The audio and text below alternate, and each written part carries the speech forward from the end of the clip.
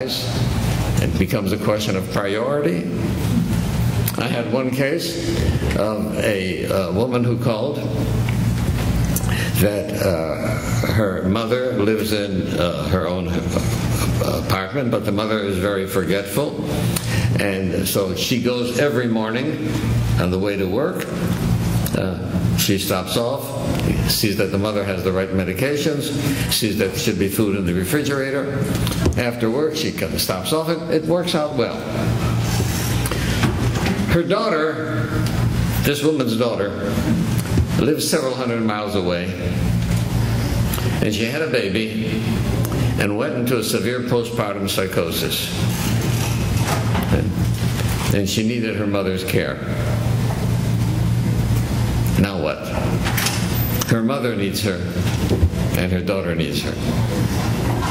She can't be in both places at the same time. I said, look, I'm not going to answer that question. I can't possibly, because there's halachic issues. And I referred her to a major posek, and he said that she should go to the daughter, and she should try to make arrangements, whatever she can, for the mother's care. But that the priority is to go to the daughter.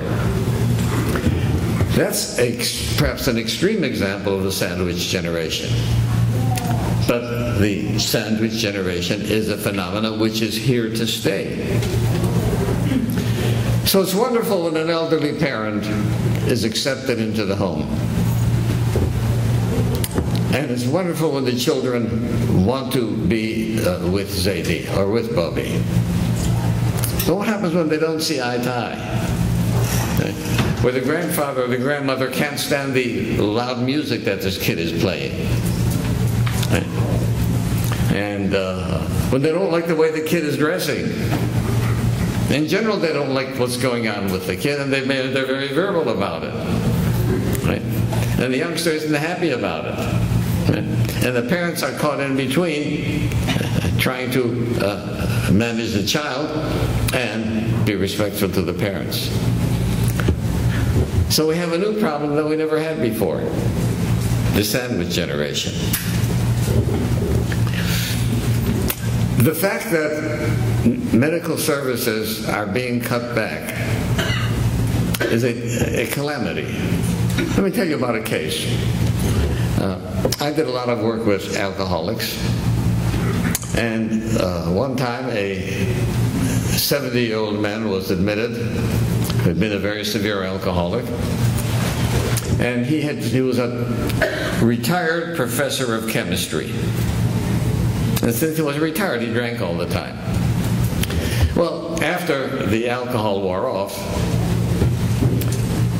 we realized that he had suffered severe brain damage from the drinking. And what was the likelihood that he was going to recover from this?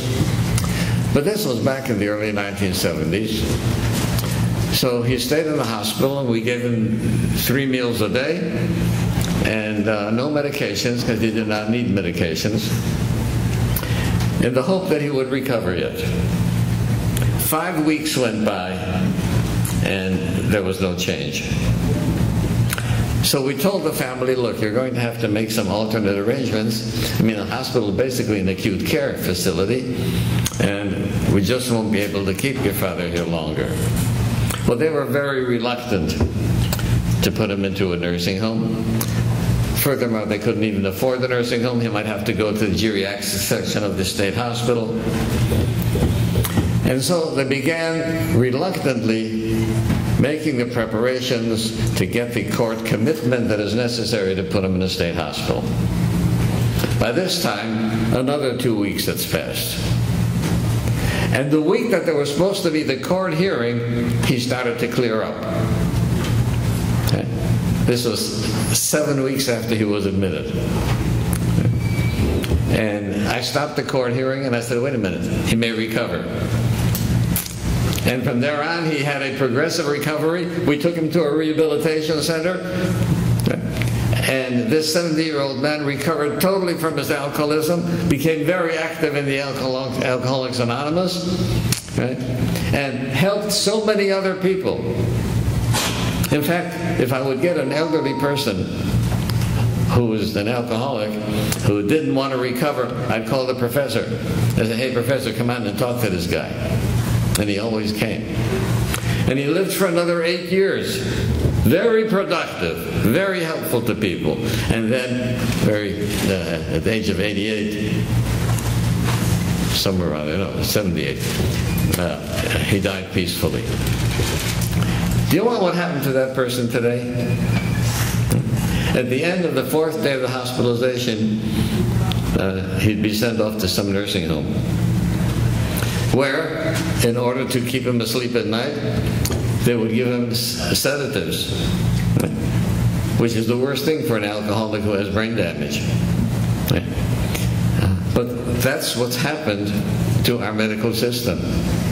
There is no way that professor could have gotten help today. And so I don't know how many elderly people are denied their recovery because there is no place that they can be looked after without having been given medications to keep them quiet.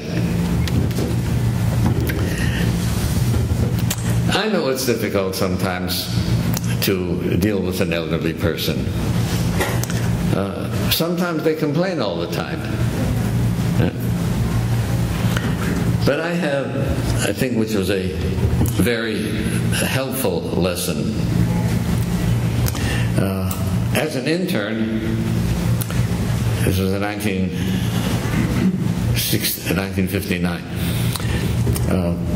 In those days, there were no IV teams. So any intravenous medication had to be given by the intern, by the doctor. So I was called to go to a room and give intravenous medication to Mrs. Glass. Well, I knew Mrs. Glass from way back.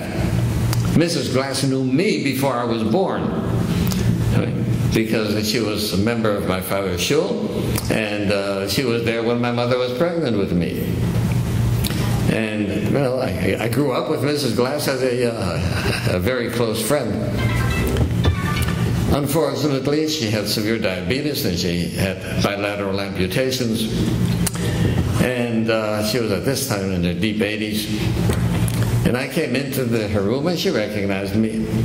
And as I was going to give her the injection, I said, Bubby, it's going to be just a little pinch, it won't hurt much. And she said to me, you foolish child, let it hurt. Do you really think you want to leave a world that's pleasant? And I never forget that. Nobody wants to leave a pleasant world. You know, if you go on vacation, and the last few days of the vacation, the sun is out and it's beautiful and you can go fishing and hiking and picnicking and do whatever you want, it's so hard to go back to the office. And the most fortunate thing is that the last of the days of the vacation, there should be a rain and a fog and it should be miserable. Then going back to the office isn't so bad.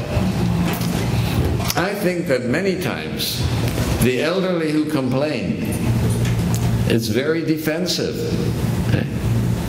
They don't want the world to be a pleasant place. And I've talked with visiting nurses, and I get the same information from them. The patient will complain, you're mixing me up with my medications. Now I don't know what to take. The blood pressure cuff is too tight.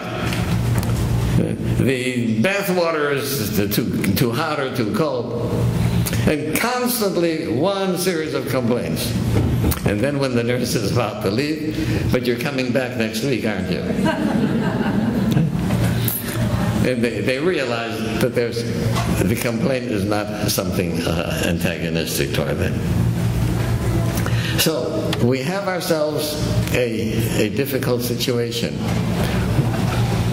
We are dedicated by principles of Musar and Hashkofa and Halacha to respect the elderly, and we do.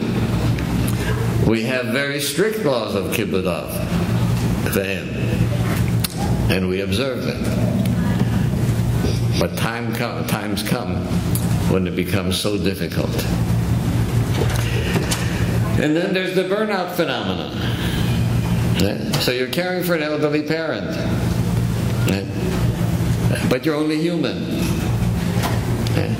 And you lose your energy. It's too taxing. It's taking away too much of your time. You can't do things that you would normally want to do.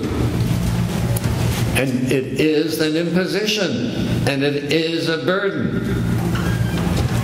And then the worst thing about it is that the person goes around feeling how evil I am to think of my father and my mother as a burden.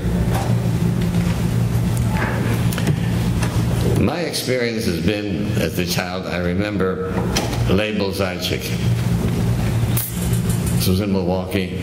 Label had an elderly father, Binyamin, a saintly man with a long white beard. And my father once used to say, if anybody wants to learn Kibud Av, they should go to see how Label cares for his father. And Label was just, he carried his father on his hands. It was just wonderful. And one time Label said to his father, he says, Pa, I wouldn't give you away for $1 million, but I wouldn't give a nickel for another one of you.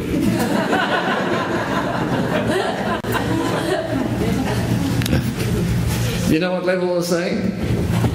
I love you, I'll do everything for you, you're very precious to me, but I don't deny that it is a burden. And so I have to realize, yes, we have to care. And we have to exert ourselves to whatever extent it is possible. Of course, we have to look out for our own future, for our own health also. And there, we have to have advice from competent people and authoritative halachic people as to what we should do in some of these very questionable situations. When I had my first year in psychiatry,